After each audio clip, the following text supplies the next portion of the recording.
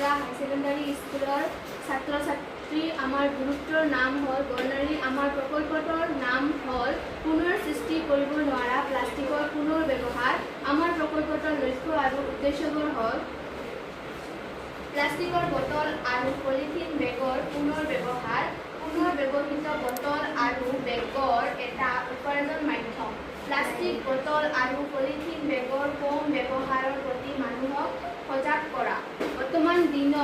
বৰ্তমান দিনত আমি প্ৰতিটো কামৰ বাবে প্লাষ্টিকৰ ওপৰত নিৰ্ভৰশীল, যেনে বিস্কুটৰ পেকেটৰ পৰা নিমখৰ পেকেট, প্লাষ্টিকৰ বাল্টিং মগ ইত্যাদি।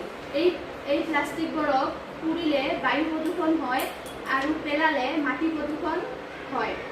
কিন্তু প্লাষ্টিকৰ ব্যৱহাৰ আমি কমাব পৰা নাই। গতিকে আমি প্লাষ্টিকৰ পুনৰ ব্যৱহাৰ কৰি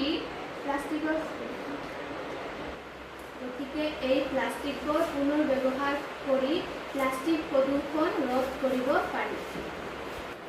প্লাষ্টিক বটল, পলিথিন বেগ, খাদ্য সামগ্ৰী, প্লাষ্টিক পেকেটবোৰ সংগ্ৰহ কৰিছোঁ। প্ৰতিটো প্লাষ্টিক বটল, বেগ, পেকেটক ভালদৰে পৰিষ্কাৰ কৰি পানীৰে ধুই পৰিষ্কাৰ কৰা হৈছে। ৰ'দত ভালদৰে শুকাই লোৱা হৈছে।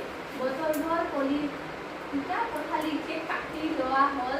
কাটি পেলোৱা অংশটো বটলৰ তলত লগোৱা হ'ল। বটলৰ ভিতৰত মাটি ভৰোৱা হ'ল।